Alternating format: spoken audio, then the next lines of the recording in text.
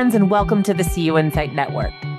My name is Robbie Young, and I'm the Vice President of Strategic Growth here at CUInsight. It's my job on this show to have conversations with thought leaders who support the credit union community. We'll identify issues affecting credit unions and discuss best practices that help us learn from one another and strengthen our credit unions. My guest today is Deedee Myers, CEO of DDJ Myers. Deedee, thank you so much for being here. Thanks, Robbie. Always good to share space with you. Of course. So you were on the show a year ago, and we're certainly excited to have you back on. In that episode, we chatted a bit about advancing leadership, specifically strategies to improve the transition of leadership and avoid burnout. Since then, what trends are you seeing in the projected rate of CEO retirements over the next few years? And what implications does that have for credit unions? Oh, thanks, Robbie. It's always an evolving story. And I think that burnout piece that we talked about last year is still important, especially with new CEOs. We're hearing with our new CEOs within a year, they're going, I go home at night, my shoulders feel heavy and sore. It's really a burden to be a CEO. I still have a lot to learn. However, we still see, Robbie, with a couple of the different data and resources out there that anywhere from 40 to 52% of our CEOs will still retire within 6 months or transition maybe to a board role or a different role. But we're also seeing that COVID-19 effect actually been coming to a head here and starting to come off the top of the bell curve. You know, there was a lot of our CEOs who delayed retirement because they had such commitment to the organization to see the organization through all of that change. And now since 2021, there's significant change happening.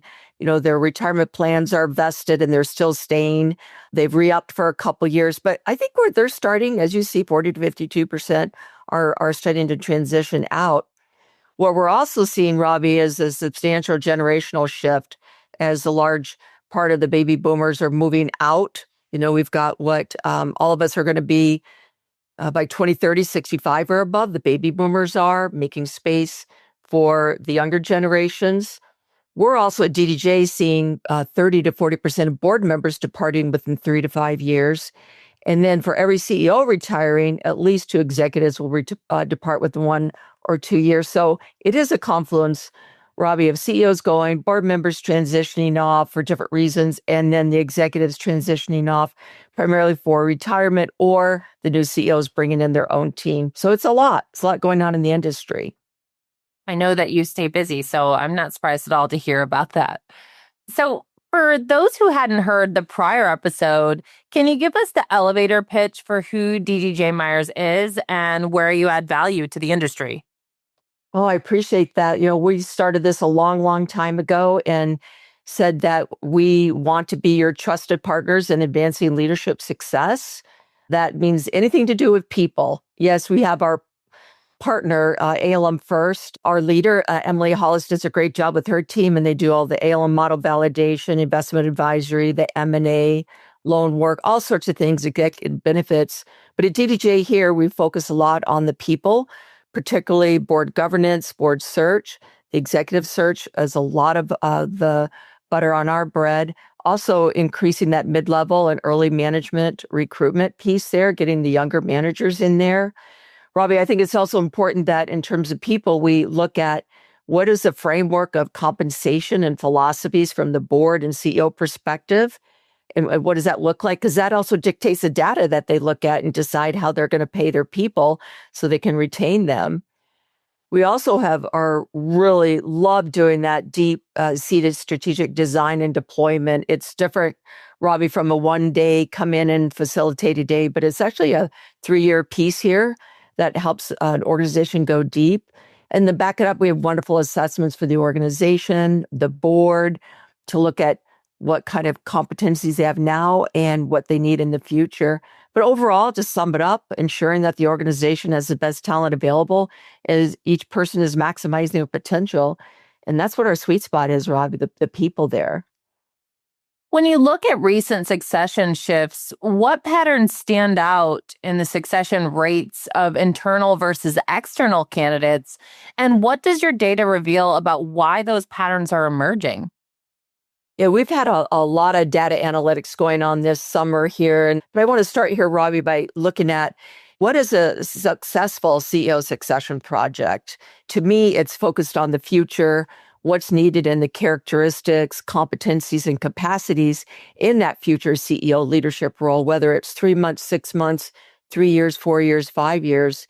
When the board pulls the trigger on a CEO succession project or a transition, the longer they have on that runway, Robbie, it can increase the likelihood of an internal successor.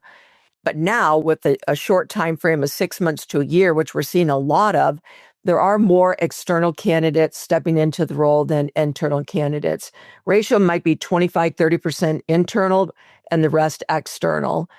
But I believe that when the board is truly strategic, the likelihood of the internal is going to be more successful. What it takes here is a master facilitator, third-party person who understands the organization, how it works, the design and development of it, understands board governance, understands what it takes to be a CEO star performer, the different compensations, the employment agreement, all of that. However, looking at the data, getting back to your question, we have surveyed and assessed 3,217 people from, well, let's say up until June 2025. And that data goes back to, I think it's 2021. So we can track what's going on with the internal and external candidates, Robbie. And by far, what we're seeing in different levels of competencies, that the board is asking for these things. And I'll go slow. They're asking for futuristic thinking, leadership, creativity and innovation, interpersonal skills, teamwork, problem solving, and resiliency. That's what they're asking for. What's missing there, from my perspective, is decision making. But that's what the board's asking for. And by far, the external candidates are scoring higher, Robbie, in those items, as well as higher in emotional intelligence as well there too. But I just wanted to share that's what the internal and external candidates are bringing. We're seeing by far the external candidates dominate in the leadership, interpersonal skills, resiliency, and overall, all candidates, internal and external, are lacking in teamwork, problem solving, and resiliency, which is that burnout piece that you started this podcast with. We have a lot more data, but that's what we're seeing. And we also looked at year over year, pre-COVID, during COVID, and post-COVID, and what's happening in those data points as well. From your perspective, what are the core factors driving year-over-year readiness gaps for both internal and external candidates? And what steps can credit unions take to strengthen the pipeline of internal CEO-ready leaders? I think that's a great question. It goes back to governance. Whose responsibility is CEO succession? If you randomly ask CEOs if it's their responsibility, a lot of them are going to say no, it's the board's responsibility. So I think the board needs to recognize that they're responsible and accountable for making sure that there is CEO readiness talent. I think they could do this work early, 2, 3, 4, 5. I have a couple clients 7 years in the future, Robbie, building people. And there's a framework that they can use there and a process that they can do. And then let's say they do it 5 years in the future, they need to refresh that every year.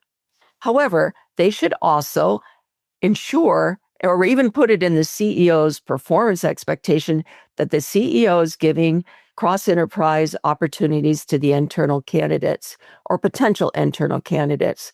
So what we're seeing is the internal candidates, if they stay in the same functional area, Robbie, call it a silo like finance or technology or marketing, and don't have exposure across the enterprise, it's harder for them to compete with an external candidate who's had that experience across the enterprise and might have been in 2 or 3 different organizations and had the opportunity to see change in 2 or 3 organizations, whereas we have internal candidates that have been in the same role for 15, 20 years and don't have that cross-enterprise or outside external experience. So I think it needs to be really clear who the responsibility is and what the accountabilities are by the board and by the CEO.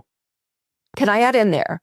I also think that it's the executive's responsibility to own their development, whether the board or the CEO is taking action, the CEO potential candidate, the executive can also take action on studying, networking, going to conferences, listening to podcasts, webcasts, asking their peers to be involved with cross-enterprise projects and endeavors. So I think there's a three-way accountability here, Robbie, that we need to pay more attention to in credit unions. Yeah, I think that's such a powerful ad.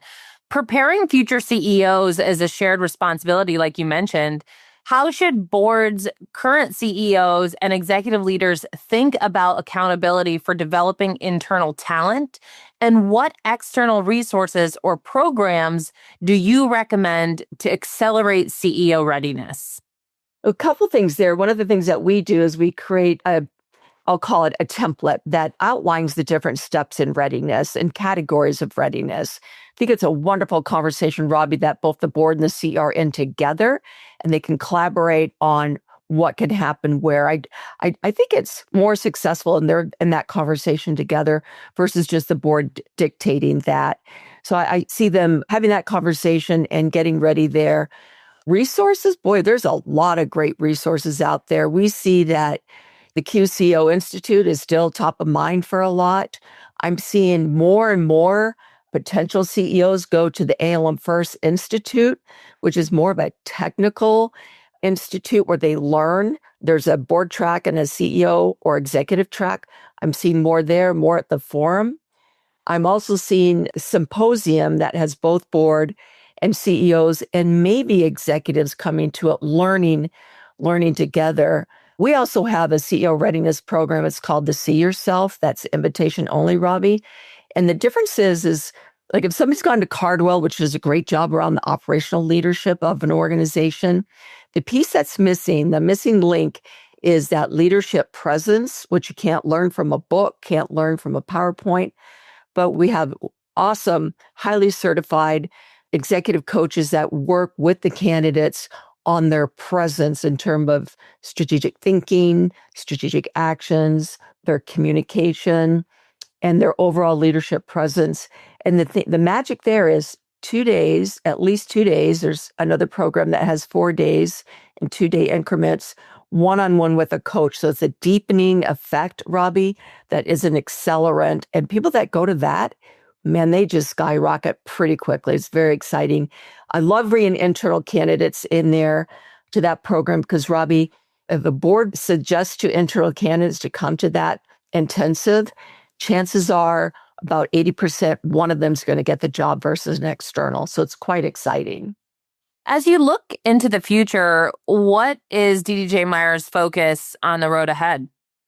It's the same, Robbie, as we've always had. It's to be the most masterful and reputable partner of premium services in our market. And there's a lot in that. What does it take to be masterful? Constant education, quality control, having the best people on the team, reputation. Our reputation is their reputation, our client's reputation. So whatever we do, we want to make sure we're managing and supporting the best reputation of our clients. We have 4 pillars that we live by every day, Robbie. One is partners in relationship, internally, externally, people like you with CUInsight, with our parent company, ALM First, with our clients, high quality presence, making sure that whatever we do has a high quality, crossing the T's, dotting the I's, whether we're in person or we're doing something like this today. The third pillar is rich and relevant content. So we have a requirement here. If you're part of the DDJ team, you do research and you put out rich and relevant content and bites that people can actually digest in a meaningful way. And then everything we do, Robbie, has to have a pragmatic action and outcome. It has to make sense to those that we serve. So be masterful, be reputable, be a partner in relationship, high quality presence, produce rich and relevant content, and be pragmatic in our actions and our outcomes. That's a credo we live by every day. So to wrap up the show, we'd like to do some rapid fire questions to let our listeners continue to get to know you better. The questions are rapid, but your answers certainly don't have to be. First one, when you hear the word success, who's the first person that comes to mind and why? That is such a tough question. But what I ended up with, it just is what I go to bed with every night, Robbie, is the DDJ team. The DDJ team spirit, the whole team committed. I mean, we run lean, we run hard, we run with commitment across the organization. I'm super proud of the people that come into our organization. They might have one or two skill sets or areas of expertise. Within a short period of time, Robbie, they can serve across the enterprise. I couldn't think of one person today. It was just that DDJ team that I was just real excited about. Having known, at you at the very least for 10 years, it's no surprise to hear you say that. Thank you. What's a recent purchase that you didn't know you needed and has become a can't live without? Oh my gosh, I kept coming up with a couple of different things. So I think a lot of you know that I love sleeping under the stars. So my Defenders, my Land Rover Defenders take me out. Like last Tuesday, one of my sons, he's finishing his master's program. He goes, let's go to the desert. We just, within 20 minutes, packed up. We were out in the desert sleeping under the stars. And then when I asked the team, what do you think? What is one thing that I have that I really can't live without? And I asked my 6 kids here at home. They said my headphones, my noise canceling headphones that I use on planes because I fly a lot. But they also know that sometimes I walk around the house with my headphones just so I can shut out the world and listen to music and have a space to relax. So those are kind of 2 weird things, but that's feedback I heard from my team and my family. I think you had everybody, my 6 kids at home. Well, thank you. And another person said, we've noticed that you started taking vacations in the last year, Deedee. And I have. I'm actually taking vacations. I love it. So kind of all those things mix up together, Robbie. Yeah. So other than the CUInsight Network podcast, of course, what are some other podcasts you're listening to? Well, I pulled my team, but here's mine first. I love The Diary of a CEO. I pick it up on Amazon by Stephen Bartlett. And one of the favorite one on there is how did Netflix get started back in the day? That's an interesting story. I love Lawson CU broadcasts, Slow Burn, Freakonomics. They have different ones there. One yesterday was Gustatory Pain, Super Hot Chili Peppers. And then listening to the cost of a design and building a mini golf course can apply to almost anything. And there's also always the AI ones, the technology. The ALM First podcasts and video webcasts are great as well. Wait, Don't Tell. That's kind of a fun one, but that's a mix there. Freakonomics definitely stands out to me as that was a book that I had read early on and was so excited when they came out with the podcast. That's right. That book was a trendsetter. Very nice. For sure. So what's the best hack for creating balance and integration between your work life and your life? And headphones are definitely an answer. Nesting to me, after I just got back from 23 out of 25 days of travel, Robbie, I go in my kitchen and I nest and I cook and I bake and I still take calls. But that's all I did Saturday and Sunday. I didn't open up one email. So nesting to restore and replenish. And also, I love it going out in my pool or sitting in my hot tub. That sounds like a good balance to me. So we'll link to everything we talked about today in the show notes. But my last question for you is, do you have any final thoughts you'd like to share or ask of our listeners? Yeah, what's top of mind for me is all the work that I've done very recently, and I'm focused on recent the last 3 months, is have grace. Have grace with each other. I think we're all on boards and executive teams because we love what we do. We love our organizations. And if something's going wrong, don't assume that somebody's maliciously, intentfully, but give grace. Ask questions, Robbie. What is your thinking about this? And dig and ask questions. Have a culture of inquiry. I think we target people because of what we see as their actions without really understanding what they're thinking about. I think we need to give grace and love to each other more now than anything. Otherwise, I think we're going to be in trouble as an industry. So grace and love, that's what I'm saying. I could not agree with you more. Thank you again, Deedee, for being on the show. Stay well, and thanks to all of our listeners for today and tuning in to the CUInsight Network podcast. We'll be back again next time.